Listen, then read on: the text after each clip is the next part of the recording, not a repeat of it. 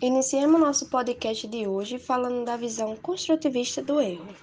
E o que vai ser essa visão? Ela vai ser justamente uma abordagem educacional onde vai buscar reconhecer o erro como uma parte natural e importante no processo da aprendizagem. Nessa perspectiva, ela vai se basear justamente na teoria construtivista, onde vai sugerir que os alunos construam ativamente seus conhecimentos por meio da interação com o ambiente e a reflexão sobre suas experiências. Então, destaquei aqui alguns aspectos chaves que eu acho bem importante, e um deles vai ser o erro como uma parte no processo da aprendizagem. Então, o erro ele não vai ser uma falha, mas vai dar oportunidade para o aluno, Eles vão ter uma chance de refletir sobre o que fizeram de errado e entender por que erraram e como pode corrigir. Com isso, eles já trabalham uma reflexão ali, onde eles vão ser desafiados a repensar suas ideias e concepções prévias sobre determinado assunto. E com isso, ele já vai também ter um pensamento mais crítico. Então, outro ponto importante é o feedback do professor. O feedback ele não vai só se limitar e apontar erros, mas vai ajudar os alunos a encontrar soluções e aprimorar suas habilidades. Então, outro ponto é o trabalho colaborativo, Então, compartilhar ali suas experiências com os demais colegas na sala de aula é construir conhecimento juntos, Então, eles vão ter uma aprendizagem mais contextualizada. Ou seja, é uma parte do processo de resolução de problemas, onde os alunos eles vão ser encorajados a entender um contexto em que cometeram o erro e a aplicar esses conhecimentos em situações semelhantes no futuro. Então, a visão construtivista do erro vai ser justamente isso, vai ser capaz de se tornarem os alunos aprendizes mais eficazes e autônomos diante da sua vida acadêmica.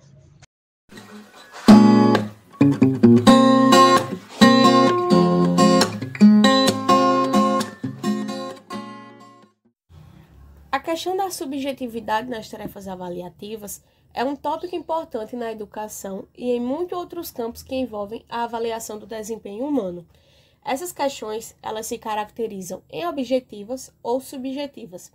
As objetivas, elas se encaixam na forma de correção dos professores, pois não cabe a eles interpretar se as respostas estão certas ou erradas, mas sim procurar por resultados previamente determinados, como os gabaritos.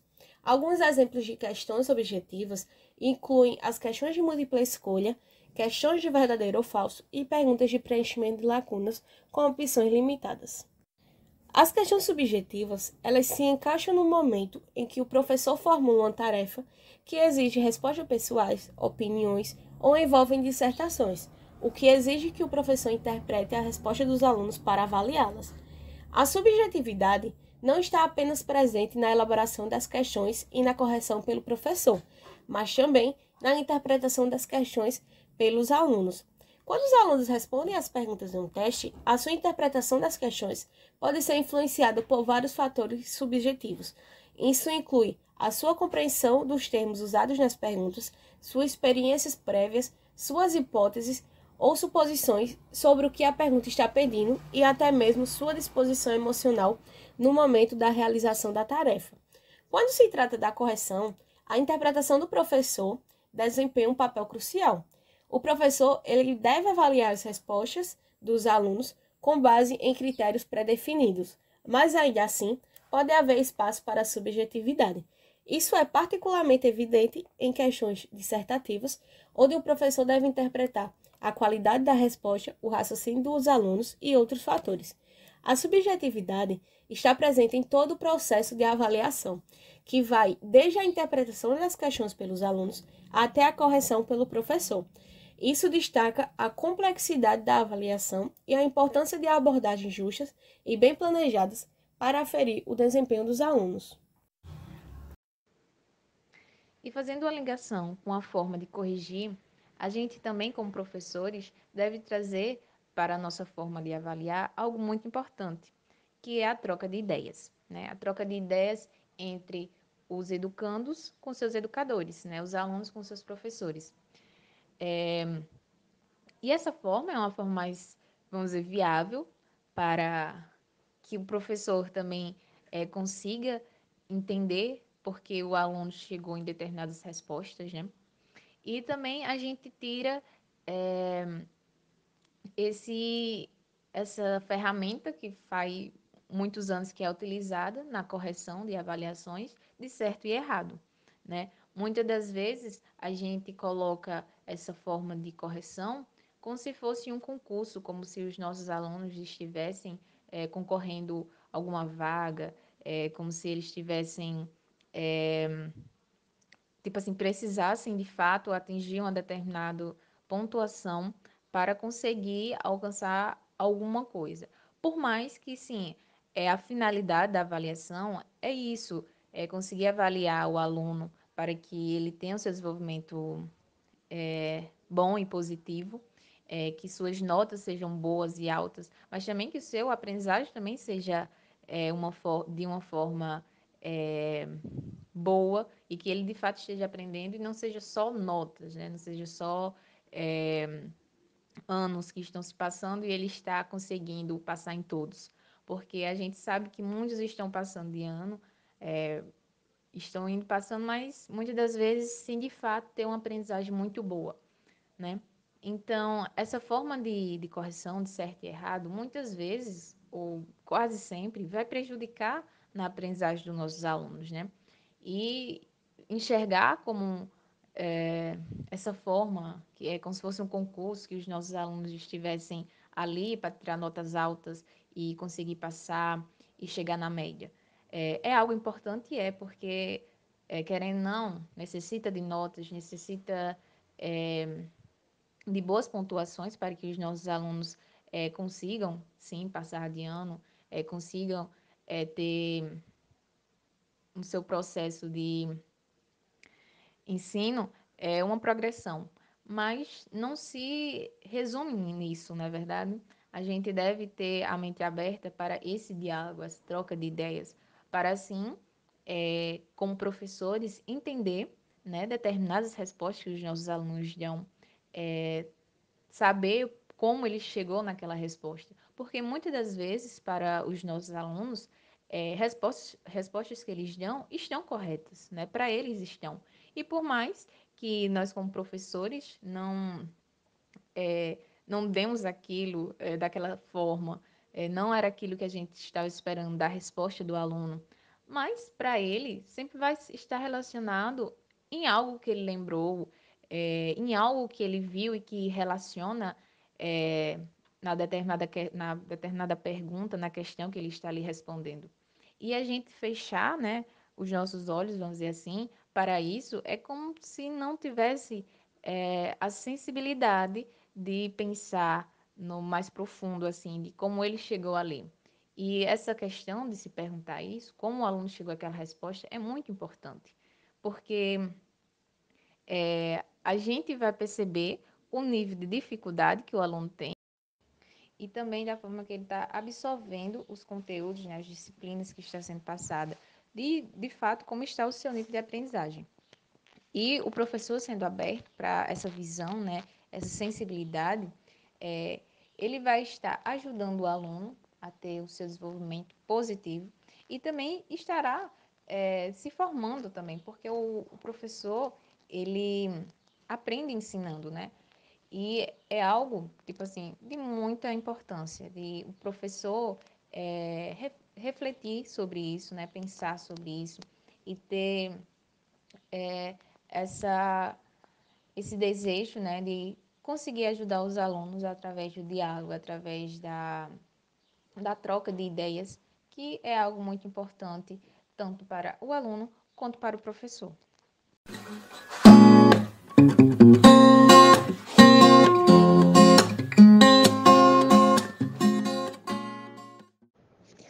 Alguns professores querem as respostas exatamente iguais a que eles têm em mente, considerando assim as demais respostas erradas, né? É uma didática que a gente encontra muito.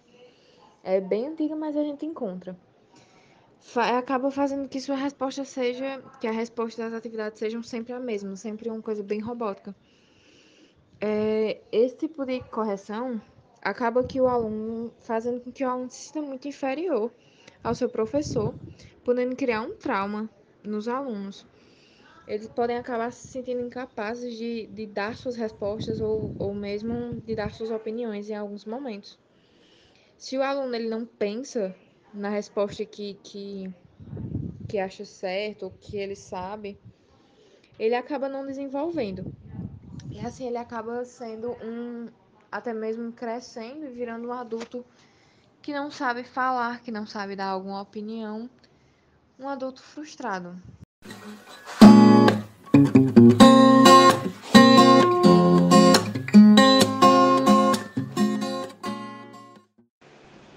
Bom, pessoal, agora um tema bastante importante se trata da prática mediadora em construção.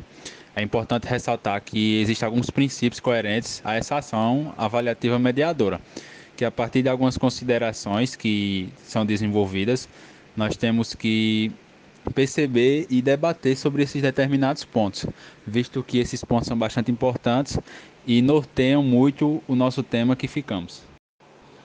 Em respeito à prática mediadora em construção, o primeiro tópico é oportunizar os alunos muito momentos de expressar suas ideias. Com isso, Clefson, qual é a sua opinião sobre esse tema? Bom, dar oportunidade aos alunos de expressar suas ideias é bastante importante para ver o desenvolvimento e o aprendizado dele. Pois antigamente, no tempo da escola tradicional, os alunos eles só escutavam, só ouviam e não tinham direito de expressar, pois o professor só falava e os alunos só recebiam e com isso acredito eu que eles não aprendiam nada. Eles só decorava e era isso, um decoreba. E no momento que ele começar a expressar suas ideias, a falar, acredito eu que isso é conteúdo que ele aprende. E dando continuidade, Paulo, aqui no segundo tópico, oportunizar discussões entre alunos a partir de situações desencadeadoras. O que é que tu tem a dizer sobre esse tema? Com certeza, Clef. Sabemos que está interligado um tema a outro, pois oportunizar os alunos muitos momentos de expressar suas ideias tem tudo a ver com oportunizar esses mesmos alunos a discussão entre eles mesmos a partir de situações desencadeadoras, pois é essencial a integração e o desenvolvimento lógico-matemático entre eles. Com isso, os alunos discutindo entre si faz gerar conhecimentos novos e ideias que muitas vezes não é percebida tanto pelo professor quanto também pelos outros alunos. Esse ponto hoje em dia pode ser abordado através das rodas de debates, pois os alunos assim expõem as suas opiniões e através disso os estudantes refletem sobre os seus argumentos iniciais, enriquecem suas ideias, buscam até contra-argumentos e têm a oportunidade de fazer descobertas próprias, cada um com a sua opinião, formular conceitos e encaminhar efetivamente a aprendizagem. Além disso, o professor tem a seu favor, utilizando esse método de oportunizar a discussão entre os alunos, a importante ação de realizar várias tarefas individuais, menores e sucessivas, investigando teoricamente e procurando entender as razões para as respostas apresentadas pelos estudantes. O que você acha dessa ação que o professor tem e pode fazer? Bom, Paulo, eu acho bastante importante o professor realizar atividades individuais, pois através dela que o professor vai descobrir qual a necessidade ou a dificuldade daquele aluno, o porquê ele não aprendeu o conteúdo. Se o professor ele passar uma atividade em grupo, os alunos vão fazer em conjunto e vão se complementar. Ou seja, o professor não vai ter como saber qual a dificuldade do aluno A e do aluno B. E se o professor passar uma atividade individual, ele vai realmente entender qual aquela dificuldade. E é isso. Sim, Paulo. E dando continuidade aqui, outro ponto ao invés de o certo ou errado e da atribuição de pontos, fazer comentários sobre as atividades dos alunos, auxiliando-os a localizar as dificuldades, oferecendo-lhes a oportunidade de descobrir a melhor solução. O que é que tu tem a dizer sobre esse ponto? Sim, com certeza, esse ponto é bastante importante, pois até hoje, muitas vezes, o professor avalia os alunos apenas com certo e errado na atribuição de pontos. E todo mundo sabe que os alunos, a partir desse momento de avaliação, muitas vezes eles ficam desmotivados quanto aos seus erros e não procuram entender e saber o porquê eles erraram naquelas determinadas questões. Os professores, em suas análises, devem avaliar esse tipo de comportamento.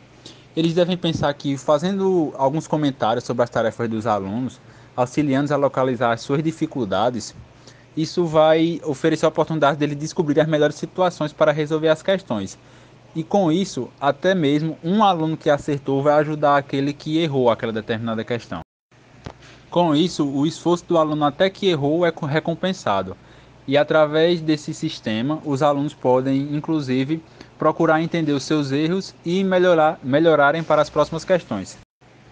E por fim, o último ponto desse ciclo, podemos nos perguntar a respeito de transformar os registros de avaliação em anotações significativas sobre o acompanhamento dos alunos em seu processo de construção de conhecimento. Qual a sua análise sobre isso? Bom, eu acho bastante importante os professores transformarem esses registros de avaliações em notações significativas. Não é que o professor vai deixar de dar nota, não é isso.